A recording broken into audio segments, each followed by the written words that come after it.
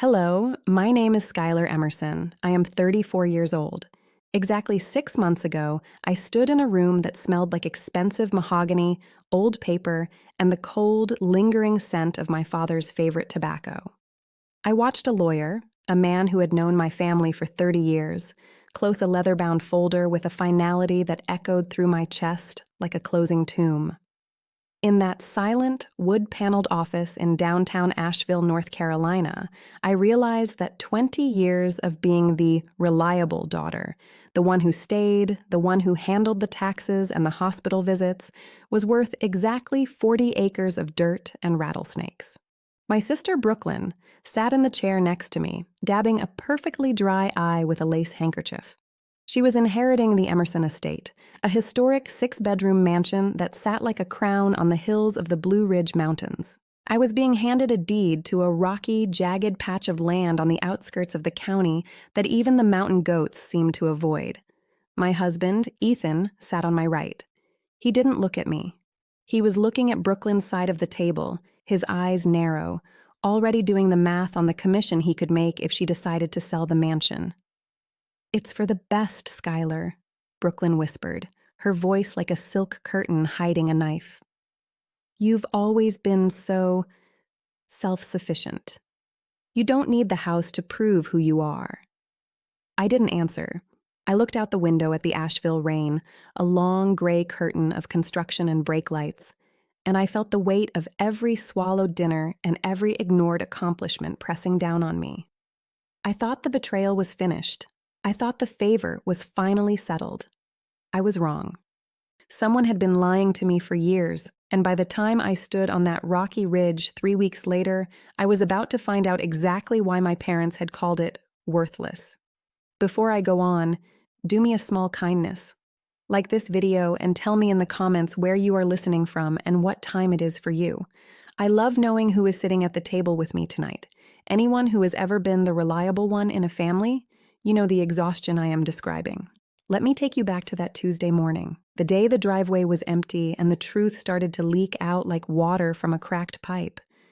The Emerson house wasn't just a building. It was a museum of everything Brooklyn had ever done right and everything I had ever done quietly. It sat on a hill in Asheville, a sprawling colonial with white pillars that looked like they were holding up the sky itself. Inside, it always smelled the same: lemon-scented floor wax, expensive dust, and the faint, bitter aroma of my mother's herbal tea. It was a house built on old money and even older expectations.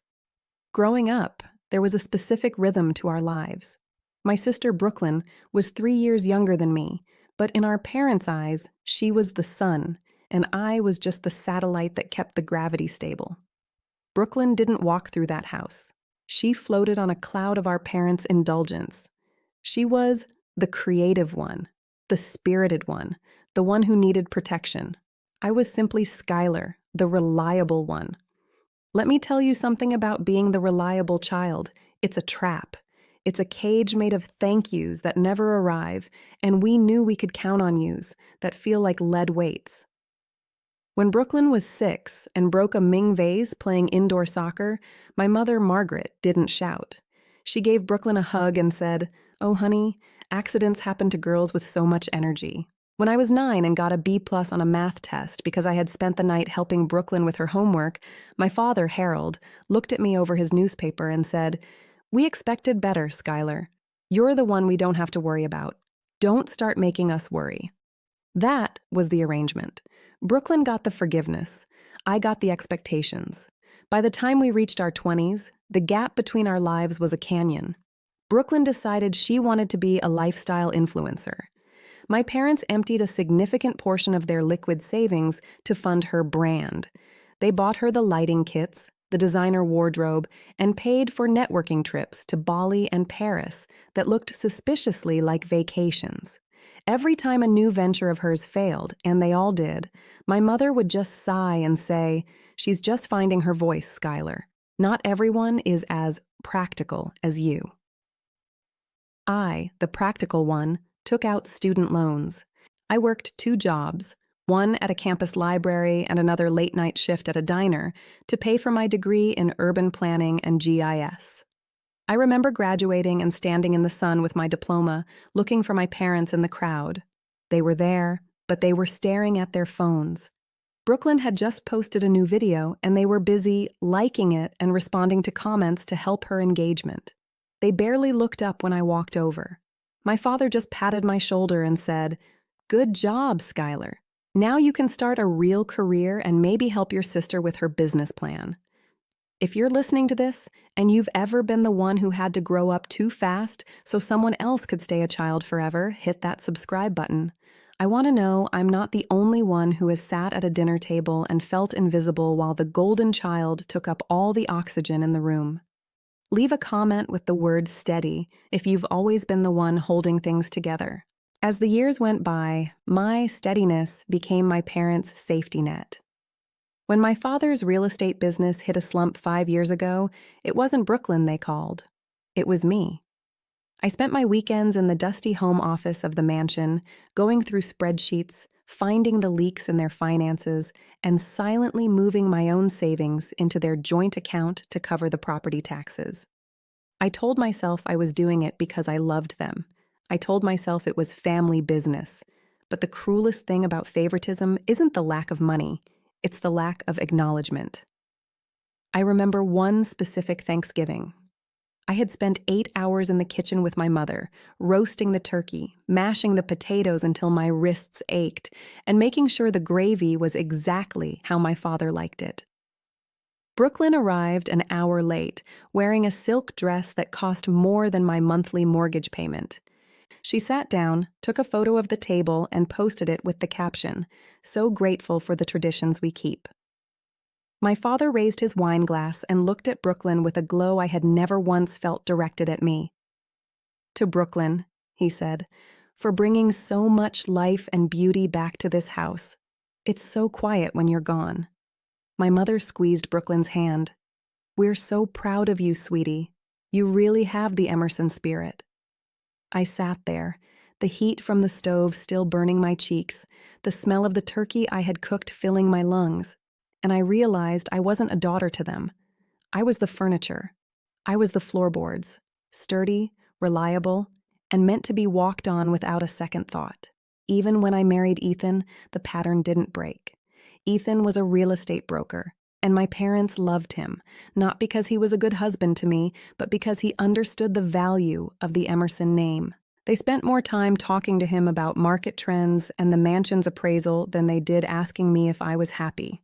And Ethan, sensing the power dynamic, slowly started to align himself with them. He began to treat me with the same convenient dismissiveness. "Your parents know what they're doing, Skylar," he'd say, whenever I tried to mention how much of our own money was going into that house. "The mansion is the legacy. We have to protect it. Besides, you're an urban planner. You know how these things work. Don't be so dramatic about the numbers." Dramatic.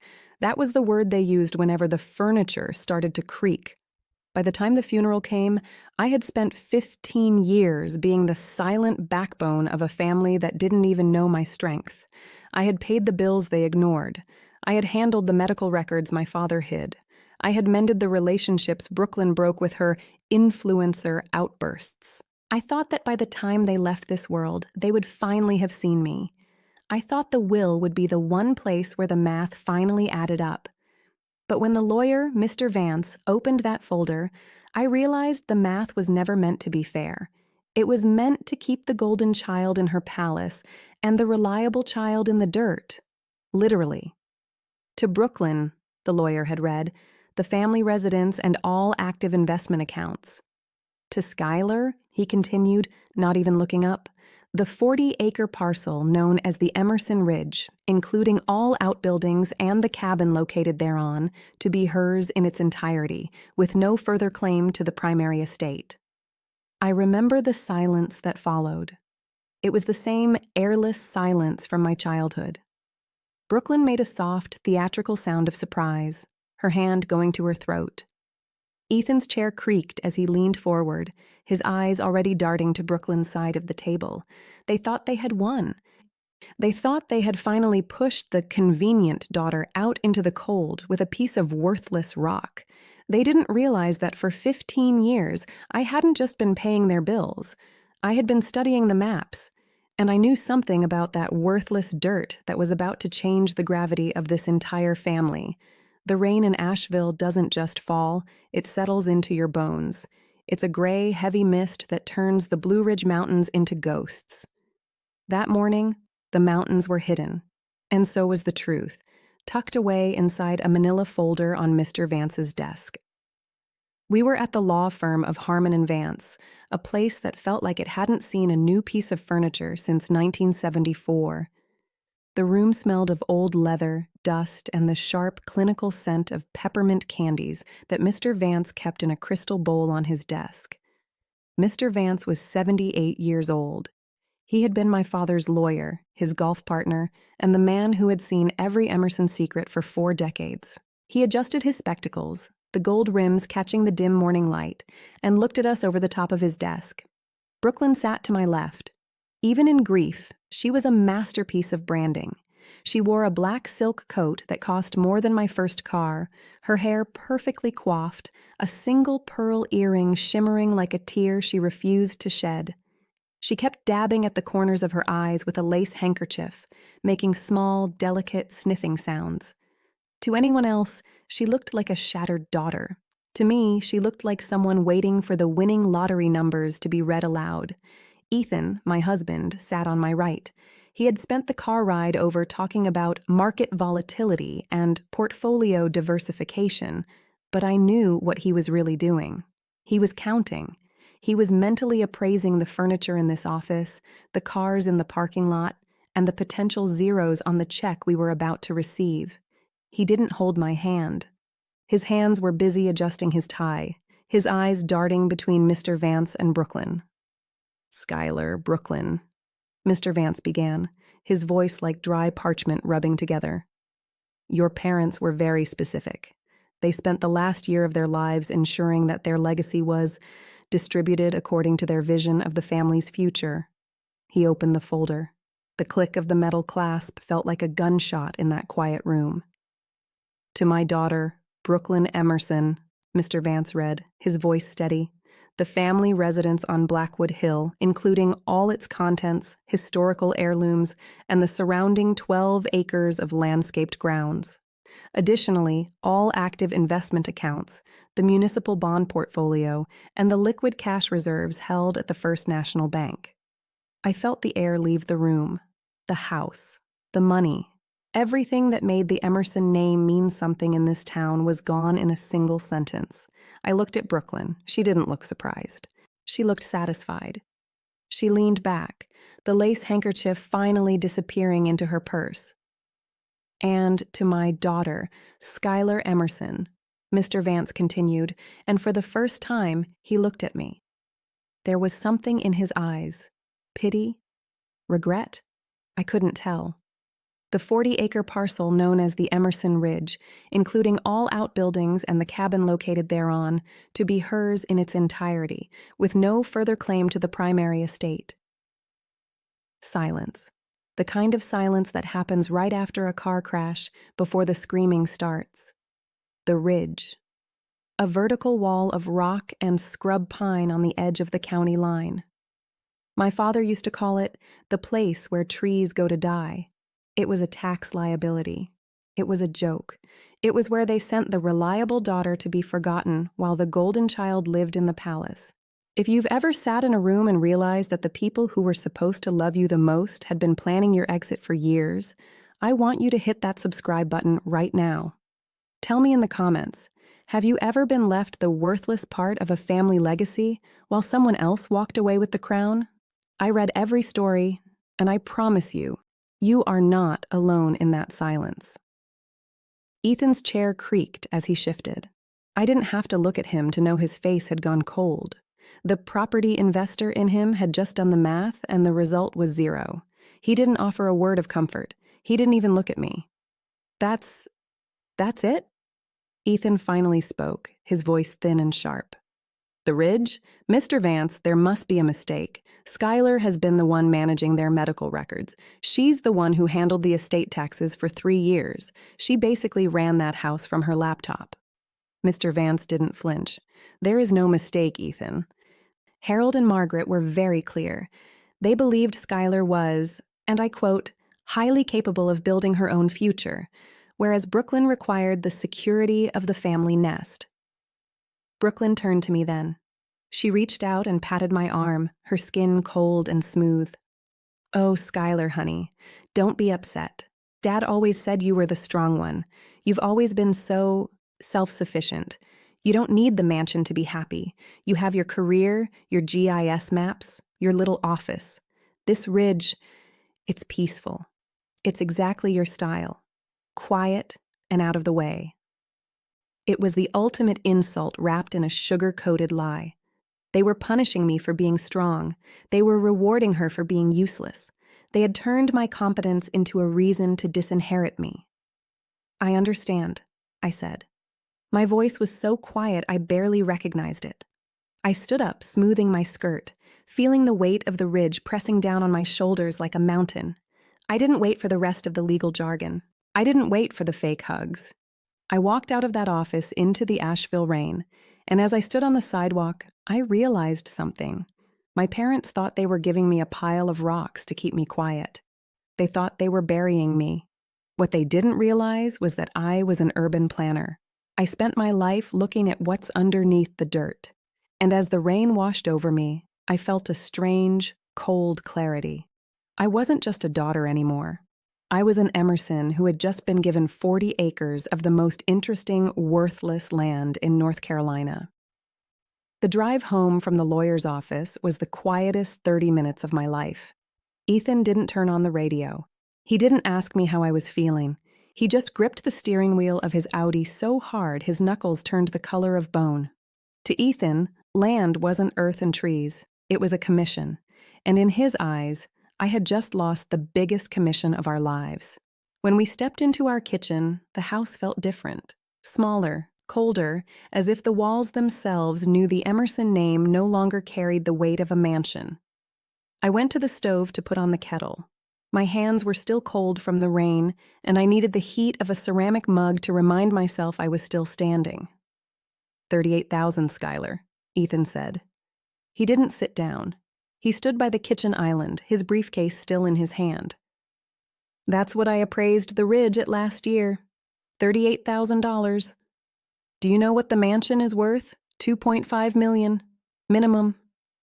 I was there, Ethan, I said, my voice flat. I heard the same will you did. He threw his briefcase onto the counter. The sound was like a slap. Then why didn't you say something?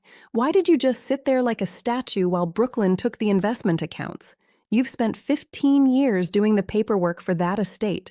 You earned that house, and you let her walk away with it because you were too reliable to make a scene. I turned to face him. The steam from the kettle was starting to whistle, a long, thin scream that matched the one inside my head. It was my father's will, Ethan, not a negotiation. He stepped closer, his face twisting into a look I had seen him give underperforming interns at his brokerage. It wasn't anger. It was contempt. You're useless, Skylar. You know that? You have all this education, all these degrees in urban planning, and you can't even plan your own inheritance. You're so busy being the good daughter that you forgot to be the person who actually gets what they're owed. You're an embarrassment to the business I'm trying to build. Before we go further, if you've ever been the person in a relationship who does all the heavy lifting only to be called a failure when the world turns cold, hit that subscribe button. Tell me in the comments, have you ever realized in one single moment that the person sitting across from you doesn't love you, they love what you can provide? Write the word clarity if you know exactly what I mean.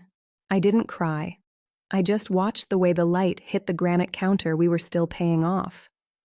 Brooklyn called me, Ethan said, his voice dropping to a low, manipulative hum. While you were in the bathroom at the law firm. She's willing to help us. She'll buy the ridge from you for $50,000 cash. She says she wants to keep the family assets consolidated. It's a gift, Skylar. She's giving us a way out of this mess. A gift? I laughed, a short, sharp sound.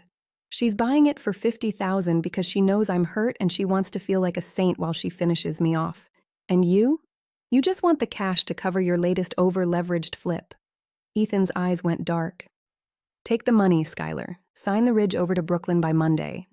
If you don't, then don't expect me to keep funding this reliable daughter lifestyle. I'm putting my marriage back on the rails, and that starts with having a wife who isn't a liability. I didn't answer. I walked past him, up the stairs, and into our bedroom. I didn't pack a suitcase. I packed a life. My GIS laptop, my professional certifications, a heavy wool sweater, and my father's old field compass. "Where are you going?" Ethan shouted from the bottom of the stairs. "To the ridge," I called back. "You said it's worthless, right? Then you shouldn't mind if I spend some time with my inheritance." "Don't come back until you're thinking straight," he yelled as I walked out the front door. I got into my car and drove. I didn't go toward the city. I drove toward the jagged line of the mountains, toward the 40 acres of rocks and rattlesnakes. I wasn't running away. I was going to the only place I truly owned. And as the Asheville lights faded in my rearview mirror, I realized Ethan was right about one thing. I was an urban planner, and it was time I started looking at the maps. The drive to Emerson Ridge took 45 minutes, as the city lights of Asheville faded into the rearview mirror, replaced by the jagged, dark silhouettes of the Blue Ridge Mountains. I felt a strange sense of relief. The air here was thinner, colder, and carried the sharp scent of damp pine and ancient rock. My father's worthless legacy was a 40-acre stretch of vertical terrain that everyone in the family treated as a graveyard for dreams. I pulled my car up the gravel path to the small cabin, the only structure on the property. It was a one-room box of cedar and stone that smelled of cedar oil and wood smoke from a chimney that hadn't been used in years. I didn't turn on the lights. I sat in the dark for a long time, listening to the wind howl through the gaps in the window frames. Ethan's voice was still ringing in my ears, calling me a liability. Brooklyn's fake pity was still a bitter taste in my mouth. They thought they had buried me here. They thought they had sent the reliable daughter to rot in the woods while they lived in the mansion. But there is a particular kind of courage that doesn't look like courage. It looks like a woman opening a laptop at 2 a.m. on a dusty wooden table. I am an urban planner. I spent 6 years in school and 10 years in the field learning one thing. Land is never just dirt. Land is a story written in zoning codes, utility easements, and topographical layers. By Tuesday afternoon, I had stopped being a grieving daughter. I had stopped being a neglected sister. I had started being a professional. I opened my GIS, Geographic Information Systems, software. The blue light of the screen was the only thing illuminating the cabin, casting long, sharp shadows against the cedar walls. I didn't start with my father's will. I started with the county's master plan. I pulled up the 2024 Transportation Archives for North Carolina, files that are public but hidden behind layers of bureaucratic encryption and boring file names that most people, even real estate brokers like Ethan, never bother to click on. For 3 hours, the only sound was the clicking of my mouse and the distant hoot of an owl. I ran a crossoverlay of the proposed Interstate 26 bypass extension against the private parcel maps of Loudoun County. My hands were steady, but my heart was starting to thud against my ribs like a trapped bird. I found the file at 4:12 a.m. It was a preliminary blueprint, stamped internal review only from 6 months ago. As the map rendered on my screen, a thick yellow line began to snake across the terrain. I zoomed in. Then I zoomed in again. The I-26 bypass wasn't just passing near the ridge. The planned Interchange 14A, a massive multi-million-dollar state project, was designed to sit directly on top of the Emerson Ridge. My worthless 40 acres was the exact anchor point the state needed to connect the new highway to the regional artery. I sat back, the breath leaving my lungs in one long, shaky exhale. My father had been a real estate man. He wasn't stupid. He had known. He had seen the early surveys. He had known this worthless dirt was the most valuable piece of the Emerson estate. And he had deliberately hidden it in the will, wrapping it in the language of a pity gift so that I wouldn't ask questions. If you're sitting there tonight with your coffee, realizing that someone you trusted has been playing a long game with your future, hit that subscribe button right now. Leave a comment with the name of your city and what time it is for you. I read every single one. Sometimes the truth isn't shouted. It's buried under 40 acres of rock and a lie told at a lawyer's office. Are you with me? Write the word awake in the comments if you've ever found a secret that changed everything. I didn't stop there. I went into the tax records. I pulled the deeds for the surrounding parcels, the ones Brooklyn thought were better because they had trees and flat ground. Those parcels were now landlocked. Once the highway went in, they would have no access. They were becoming the actual worthless dirt. Then I did the math. I didn't use the appraisal Ethan had given me. I used the highest and best use valuation for state eminent domain. I pulled the compensation charts for similar interchanges in Raleigh and Charlotte. I looked at the acreage, the grade of the rock, which was actually perfect for highway foundation, and the utility bypass credits. $6.4 million. The number glowed on my screen in a plain Excel cell. $6,400,000. That was the preliminary offer the state would have to make to whoever owned the ridge. And I owned it. I remember looking out the small cabin window as the first light of dawn began to gray the sky.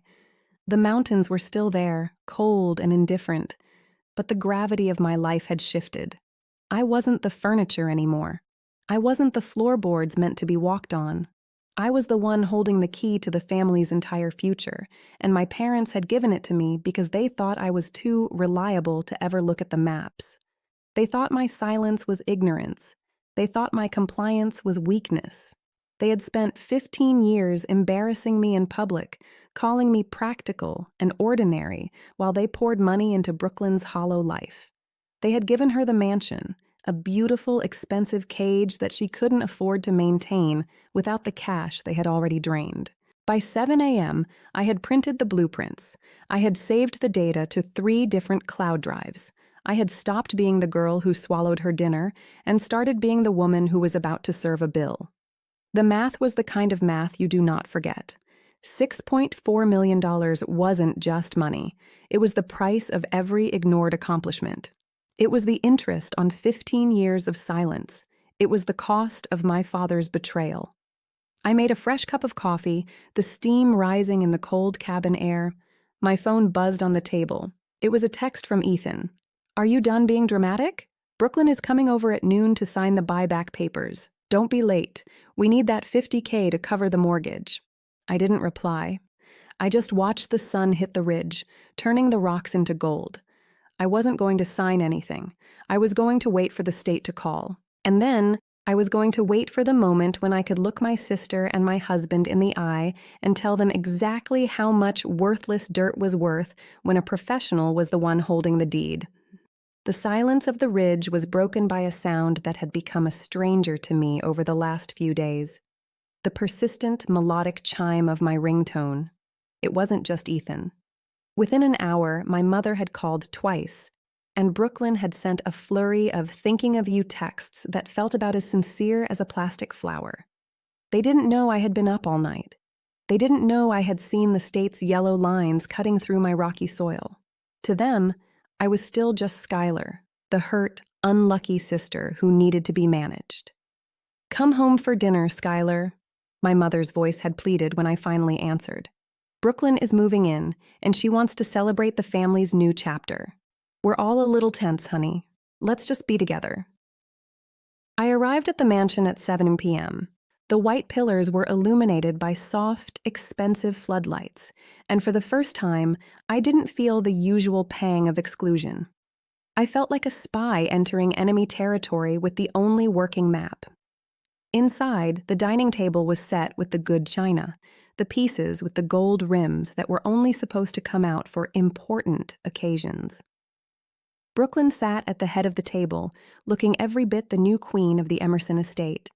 Ethan was already there, leaning against the sideboard with a glass of scotch, looking at me with a mixture of boredom and irritation. "Glad you could join the living," Ethan said, not moving to help me with my coat.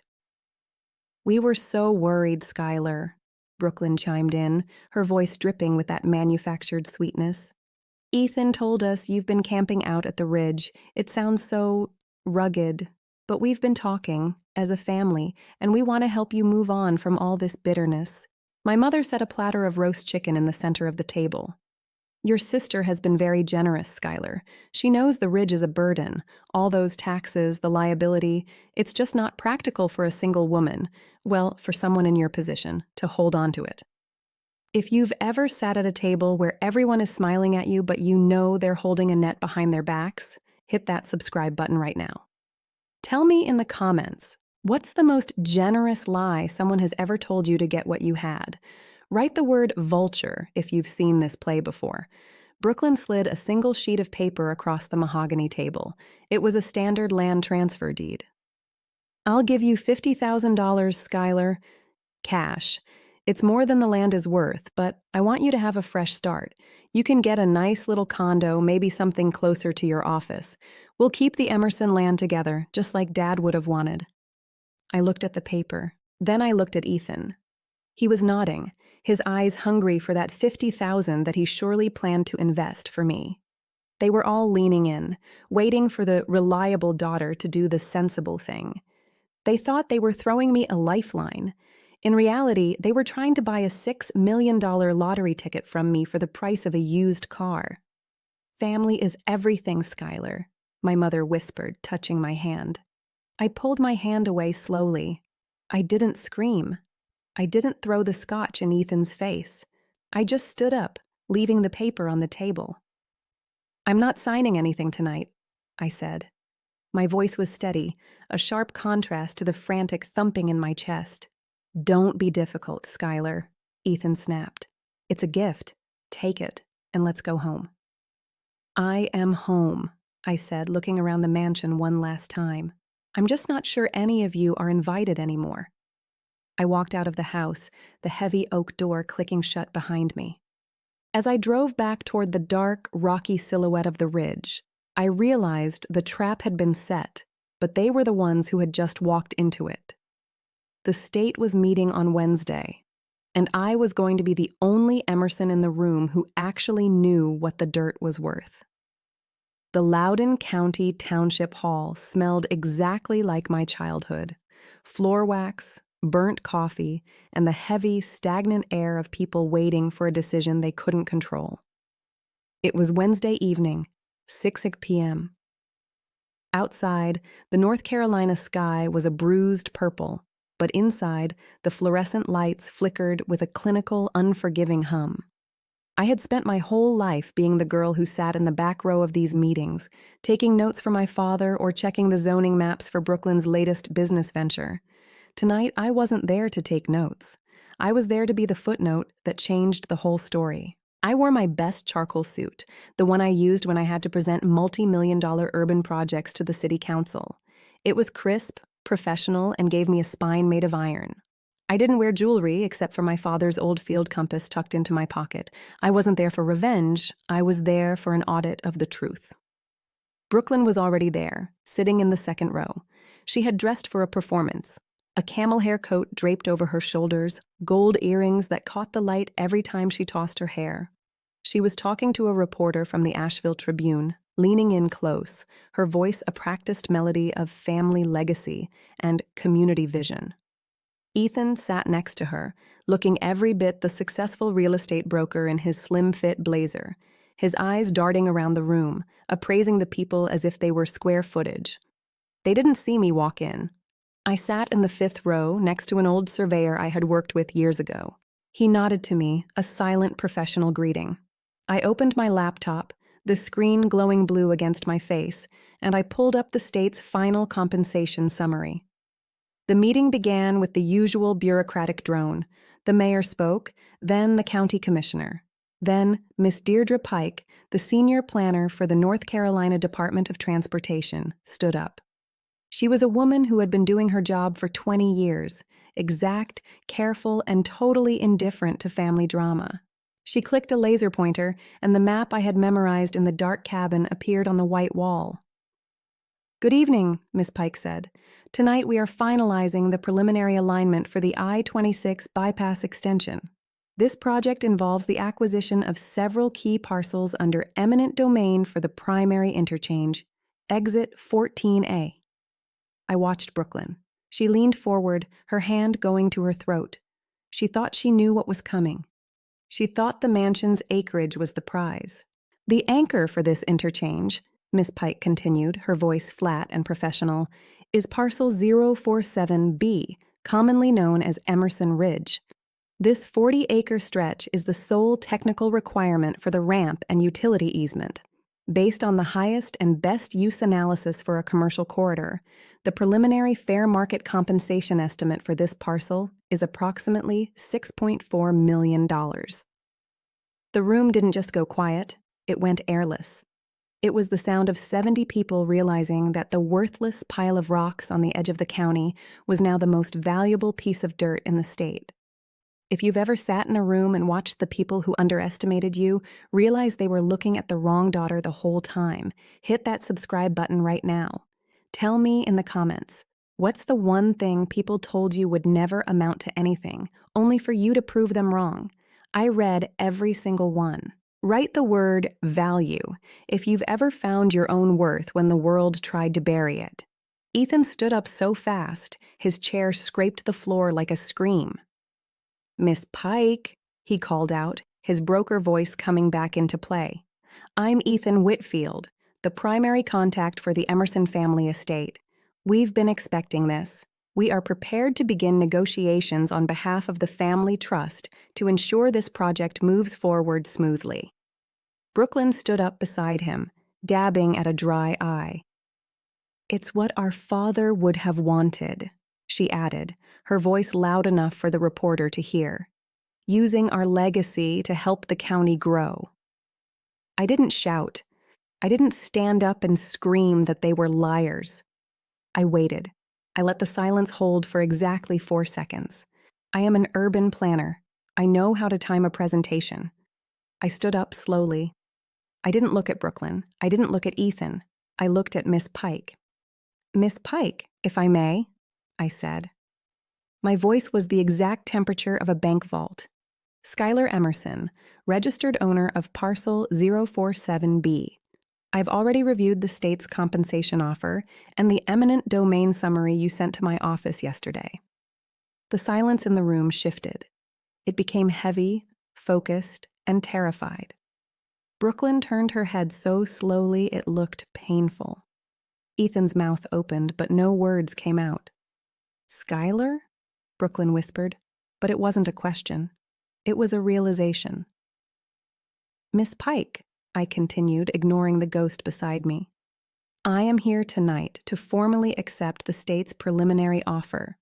As the sole owner of the Ridge, a parcel that was excluded from the family trust and the primary estate by my father's own will, I have already signed the initial entry of record. There is no family trust involved in this deed. The transaction is between the state and me. Ethan took a step toward me, his face the color of old milk. Skylar, what are you doing? You don't know what you're talking about. You're emotional. You're not thinking straight. This is a family matter. No, Ethan, I said, finally looking him in the eye. It's a real estate matter. And as you've reminded me for years, you're the expert in real estate.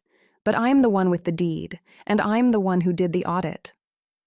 I turned to the room, to the neighbors, the reporters, and the people who had watched my parents parade Brooklyn around like a prize while I handled their medical bills in the shadows.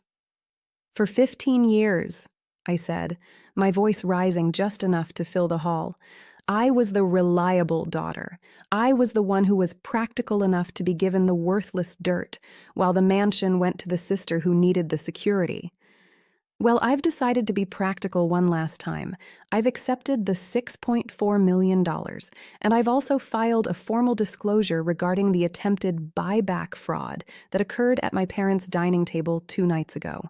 Brooklyn's face went a deep, uneven red. She looked at the reporter, then at the mayor, then at the floor. The golden child was finally standing in the light, and it wasn't flattering. I am not here to punish my family, I said, closing my laptop with a final, echoing click. I am here to make sure the records are clear. The Emerson name will be on that interchange, but it will be there because the useless daughter was the only one who actually knew how to read the map. I walked out of the hall. My heels clicked on the tile. Sharp, even, deliberate. I didn't look back to see Ethan trying to explain himself to the reporter. I didn't look back to see my sister realize that the mansion she had won was now landlocked and surrounded by construction noise. I walked out into the cold Asheville night, and for the first time in 34 years, the air felt like it belonged to me. I wasn't the furniture anymore. I wasn't the floorboards. I was the woman who had just raised the truth and let the room decide what to do with the wreckage. The Monday after a reveal is always quieter than people think. By the time the local newspapers hit the doorsteps in Asheville, the noise of the town hall had settled into a steady, clinical hum of legal paperwork. Within 2 weeks, the North Carolina Department of Transportation issued a formal statement confirming that the state had reached a compensation agreement for the Emerson Ridge interchange. The number was no longer a rumor. It was a matter of public record. $6.4 million. I did not watch my family fall. I simply received reports. Brooklyn, the golden sister, found out that owning a mansion without the cash to support it is just a very expensive way to go bankrupt. Without my reliable hands to manage the property taxes and the upkeep, the Emerson estate was on the market by midsummer. Ethan, the man who called me a liability at our own kitchen table, found himself on the wrong side of a divorce petition that froze our joint assets and exposed his hidden debts. He moved into a one-bedroom apartment near the highway, the very highway he thought would make him rich through my betrayal. I kept 5 acres of the ridge, the high ground where the state didn't need to pour concrete. I built a house there. It isn't a mansion with white pillars, but it has a porch that faces the sunrise and a kitchen that smells of fresh cedar and peace. I realized that some gifts are just things, like an old house or a pearl earring. Other gifts are an argument the giver made with their whole life, handed to you quietly in an envelope, asking you to finish it. My father didn't give me a pile of rocks. He gave me a spine made of iron and the map to find it. Thank you for sitting with me tonight. If this story spoke to you, if you've ever been the one who was underestimated until you finally stood up, tell me in the comments. Tell me the name of the room you reclaimed. Like this video for the women who needed to hear it today, and subscribe so you don't miss our next story. A quiet woman is not a soft woman. She is a woman who has chosen, every morning, not to become the people who hurt her. I am no longer my family's pipeline. I am just Skylar. And the coffee is finally warm. Come back tomorrow. I'll put the kettle on.